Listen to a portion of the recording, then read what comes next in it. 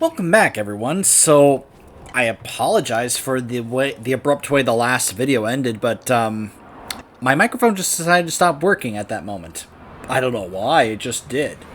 So, I gave my computer a fresh restart, at least the one I record on, to hopefully prevent that issue from happening. And I went ahead and just continued uncovering the map and for this level here, and found level 4.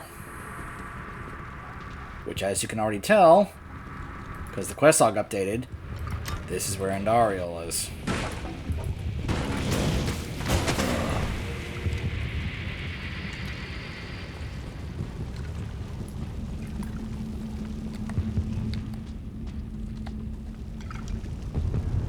Just some random open square in the ground filled with blood because...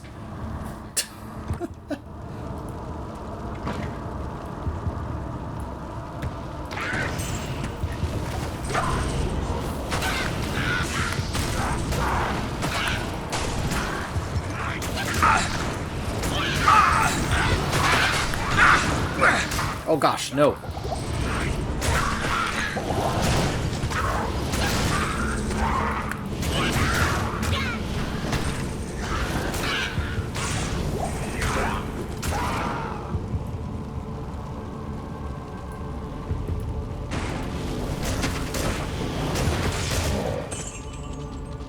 So yeah, she's behind those doors. Just letting you see how this area looked back then. Take a look at the fire. Got spikes coming out of the ground. This is the one that really just kind of like makes me go, ugh. Not that. This. They have this giant hole in the ground with blood and filled with naked, decapitated corpses. Ugh.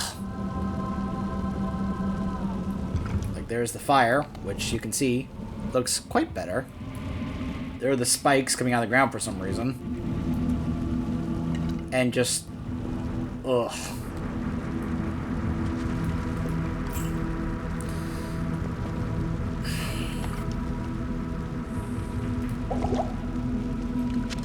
Alright. Oh boy. Can you guys tell I'm nervous? Well, I'm in the same place I was the last time, and it worked out, but I had to get my summoning skills ready.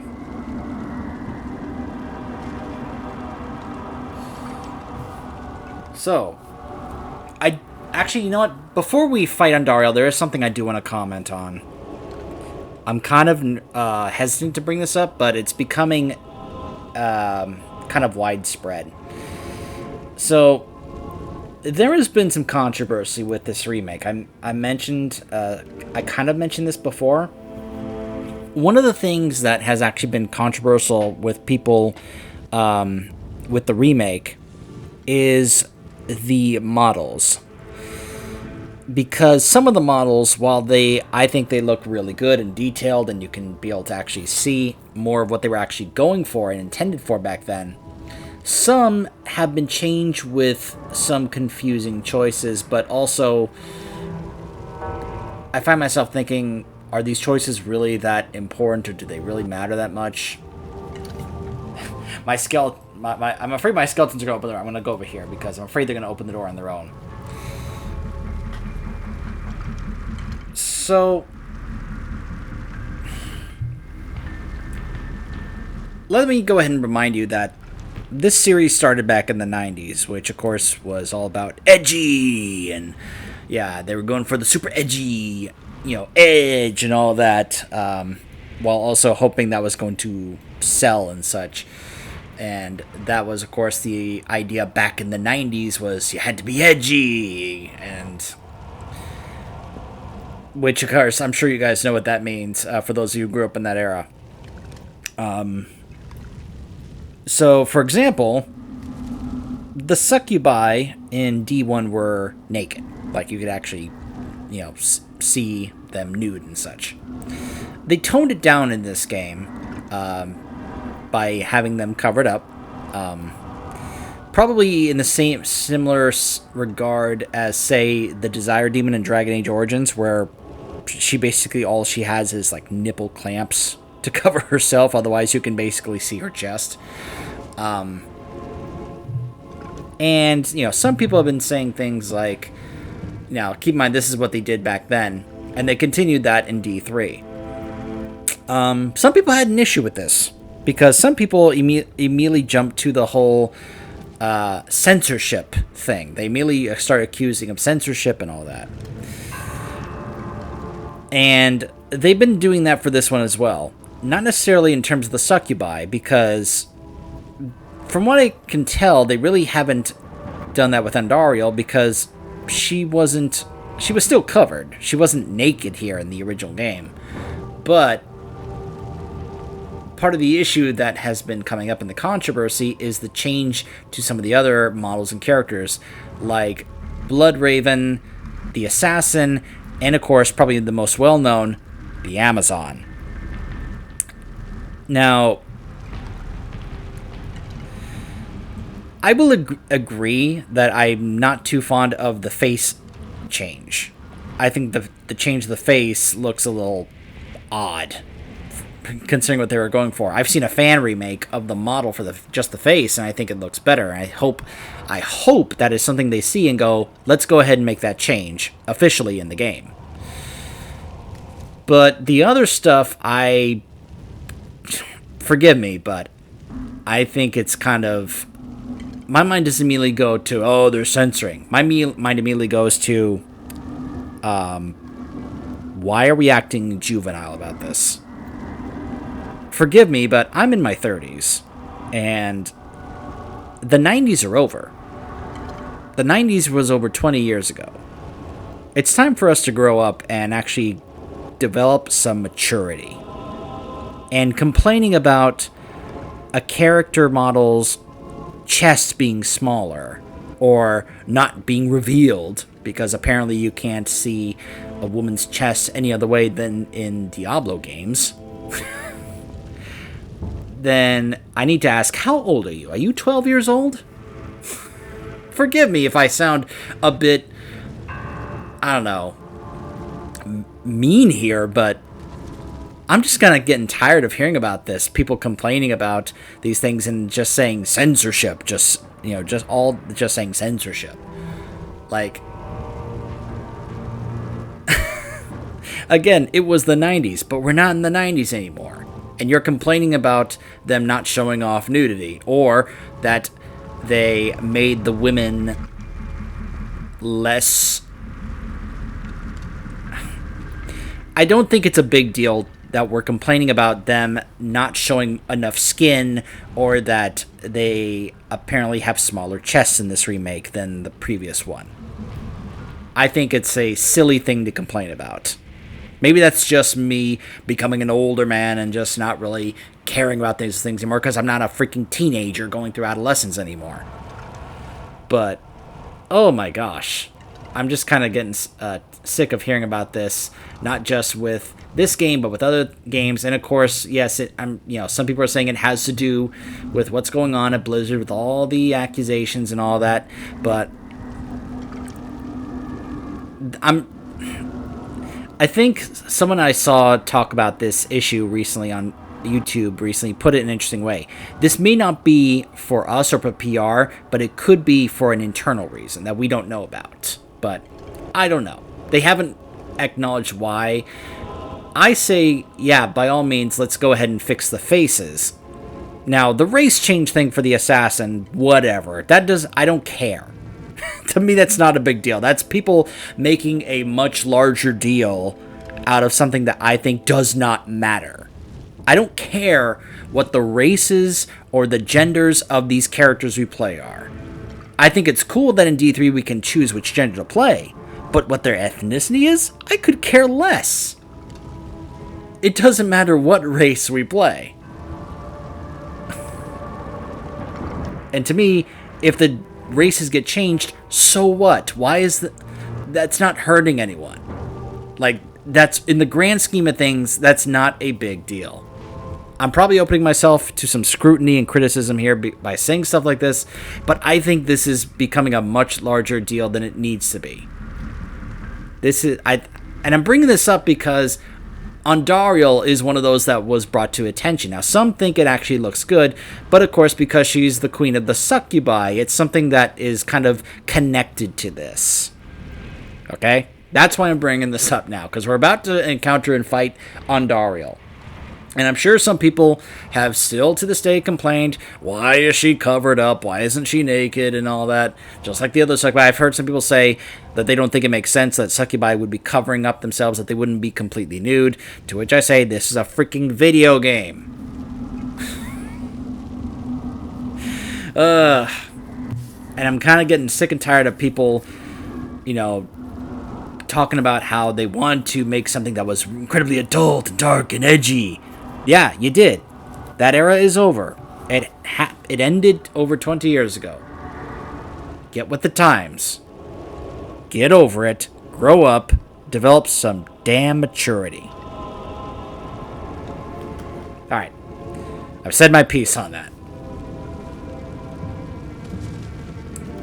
That's just my opinion on the whole thing. If you disagree with it, that's fine.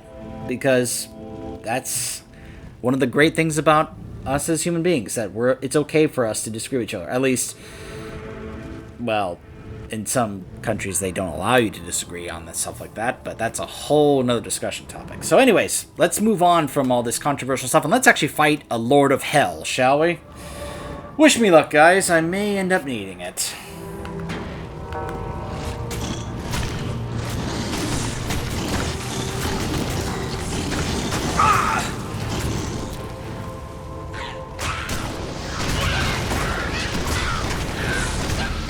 She is. That's how she looked back in the day. She says, "Fear me." Ah. Wrong button. Wrong button.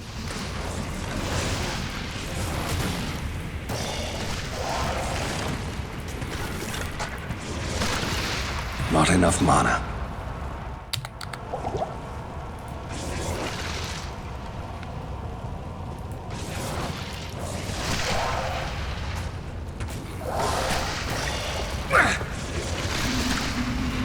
Oh, gosh.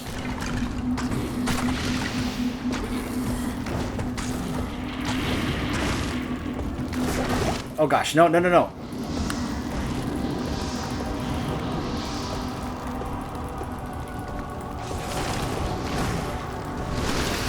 Not enough mana.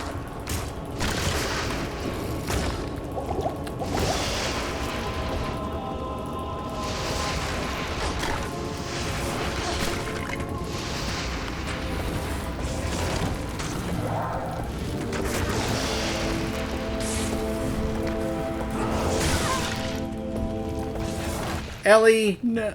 Oh wait, no, not Ellie. What was her name? I forget. I was thinking back to when someone was playing this, and the merc they had was named Ellie, and then we were like, Ellie died.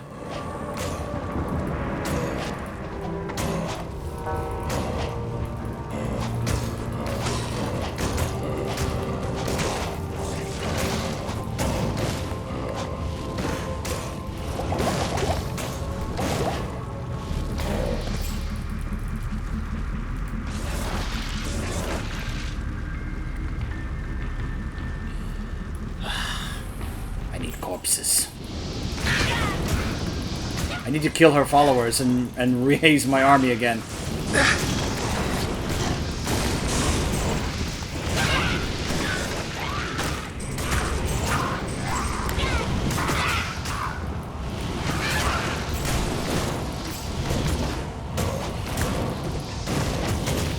She's still out there waiting for me, I think. I wonder if she's regenning her health. So this is her throne. That's how it looked back then. Just a bunch of spikes and skulls and blood.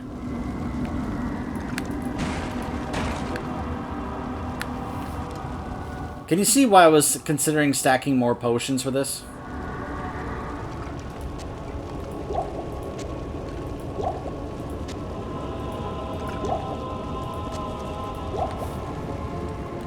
Okay.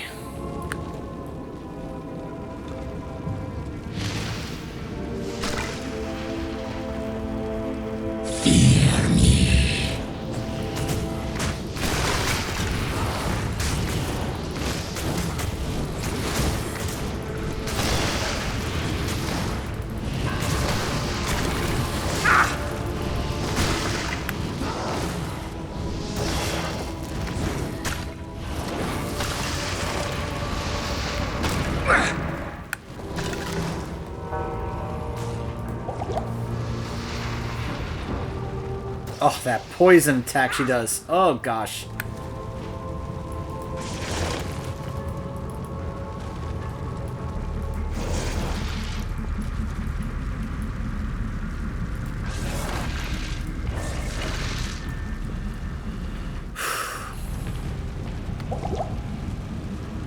Okay.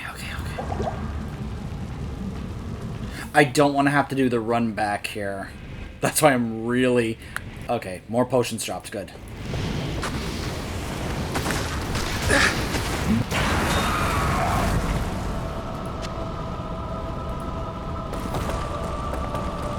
Back to the hell that spawned you, Andariel.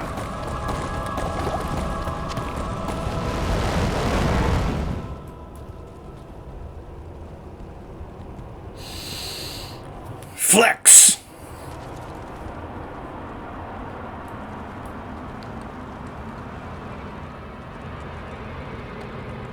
So she falls and rocks cave in on her, so...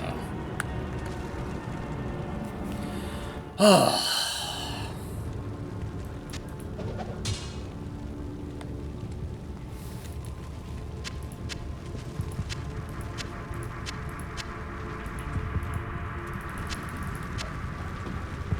Oh, my goodness.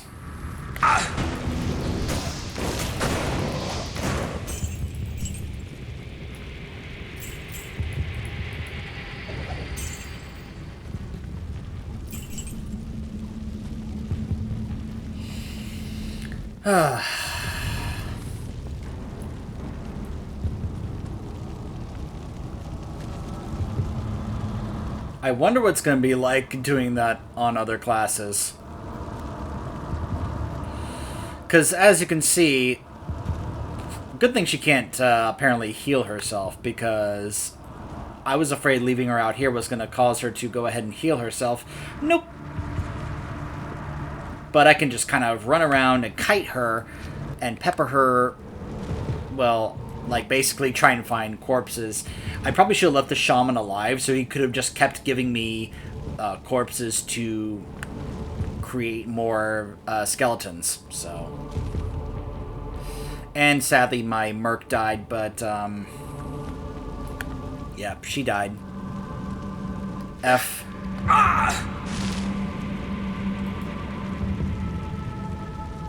F for our merc. We will be replacing her, though, more than likely in Act 2. And they open a portal here for you, so you can go straight back to the encampment, which I think is pretty cool. Like, yep, you beat the boss, here's a portal for you.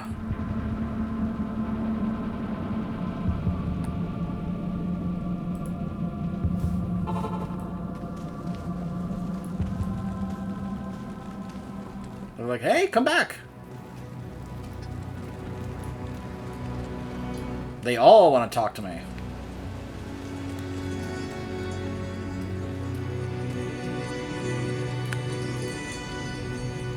Good to see you. This is a great victory indeed, but many more battles await. I will accompany you on your journey, lending what assistance I can. Remember, Diablo is still out there, seeking something in the desert. I'm afraid that this nightmare will not end. until you find what it is that he seeks.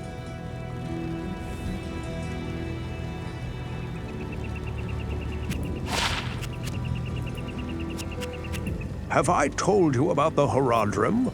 They were an ancient confederation of mage clans who sought to bind the three prime evils for eternity. The Horadrim are now nearly forgotten, and it appears that the bonds they wove are unraveling. As the last of the Horadrim, I pray that I can help you remedy their failure. You will, King. You will.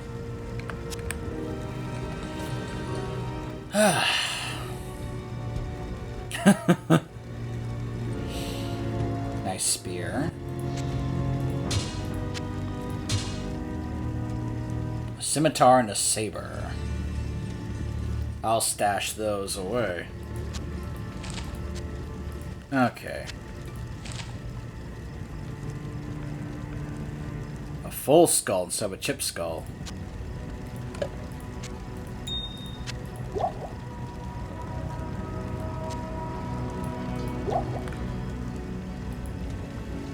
Andariel's death brings about renewed life for us all.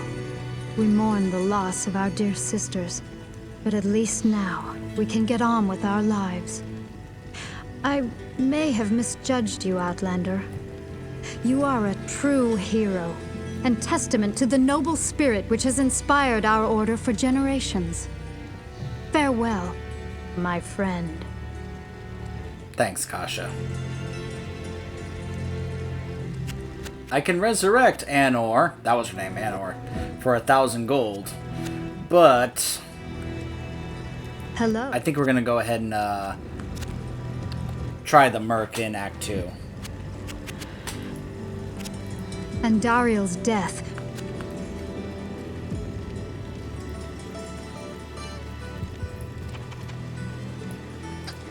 Finally, we may rejoice. We owe you a debt we can never repay. I only hope that in time, we will be able to rebuild our order. All our thanks go with you, my friend.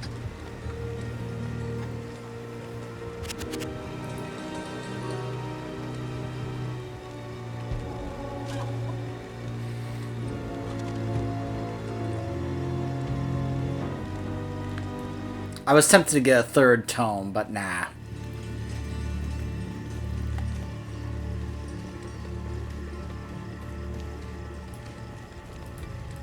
Good evening.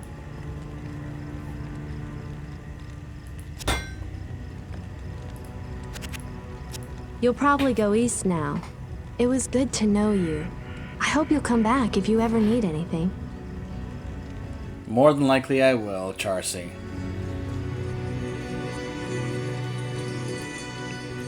Geed? What you need? I'm gonna party like it's $9.99.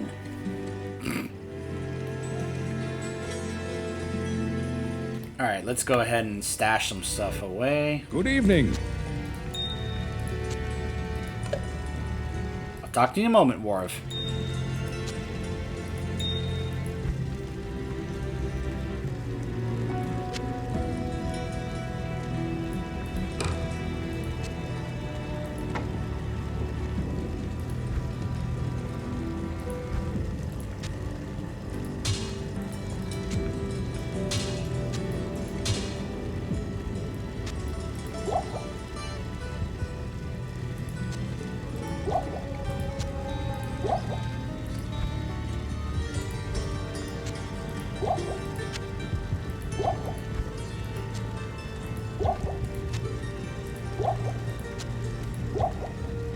Good evening. There we go. Alright, so, you guys ready to move on to Act 2 and see another awesome cinematic? The caravan is prepared. We may now journey eastward to Loot Golain.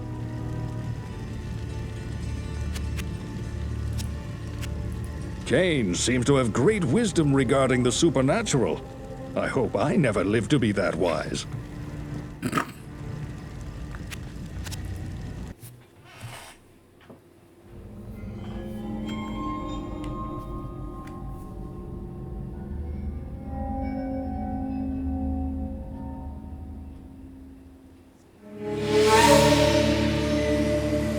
traveled east, over the mountains and into the vast deserts of broken lands.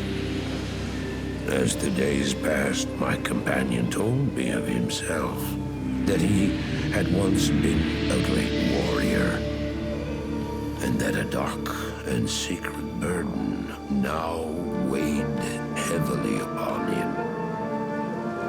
We traveled for an eternity across that arid wasteland.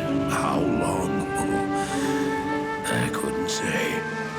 And always, a dark cloud seemed to follow us just over the horizon. Finally, the journey ended. We climbed the last bridge. There below us lay our destination. The shining jewel, Loot Lane, with a great sea beyond. We made camp that last night. Perhaps it was the warm desert wind or the sound of the ocean, but for the first time in many weeks, I slept. However, the dreams returned, but these were clearly not my own. I beheld a vision of a great man, the mage, Talrasha. You were there too, Tyrael. I remember seeing you in my dream. His brethren had cornered a great demon, Baal, Lord of Destruction, who had been set loose upon the world. They attempted to imprison the demon within a sacred stone. Yet when their attempts failed, Talrasha selflessly volunteered to contain the demon within himself, completing the prison. He instructed his brethren to bind him within a tomb, buried under the sand, there to wrestle with the demon for all eternity.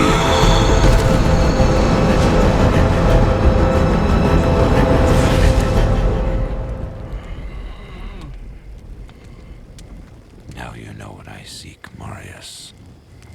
This is my brother. Sleep now. We set out with the dawn.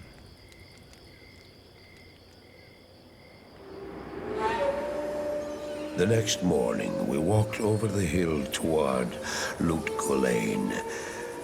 I had no idea then of the horrors that were in store for me there.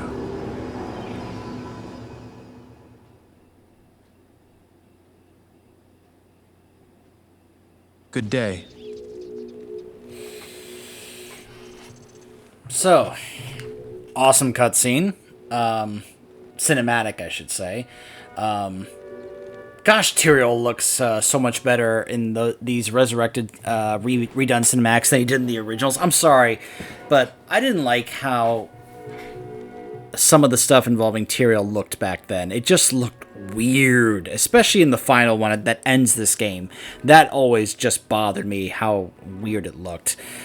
I think they made him look a lot better in Diablo 3. And I like how they kind of reflected that in these Resurrected cinematics. It's something I personally prefer.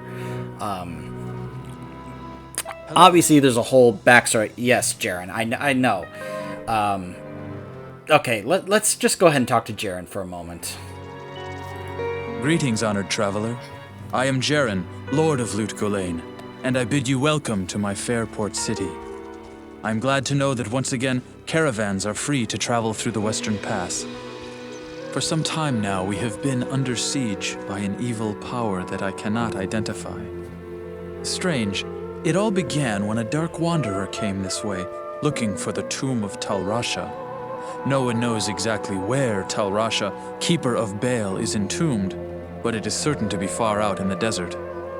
Now my people whisper tales of the dead rising from their tombs, and horrible creatures lurking amongst the moonlit dunes. Even I have witnessed things which I cannot explain. I've ordered the port closed and all trade ships moored until I am sure that my city is safe. Atma, the tavern keeper, has an important mission for you. Go see her immediately. You'll find her on the other side of town. Now I must return to the palace. I apologize, but I can't invite you in. Things are rather a mess right now.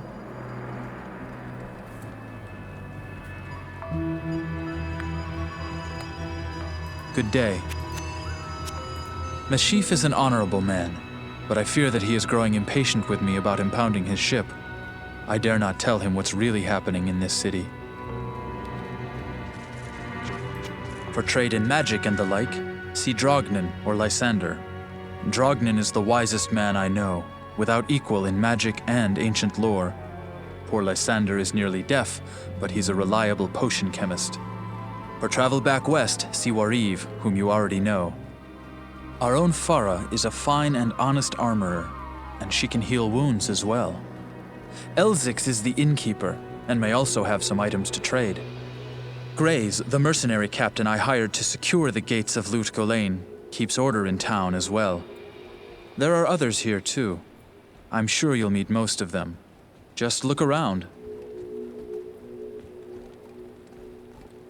Okay.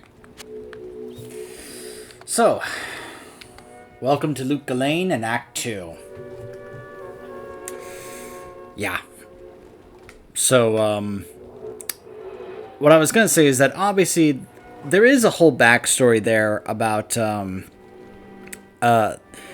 this is, also has to do with what happens in Act 3 as well, is the whole, what they decide to do with the soul stones of the Lords of Hell, especially the primevals after the Dark Exile, and like, okay, we have their soul stones, what do we do now?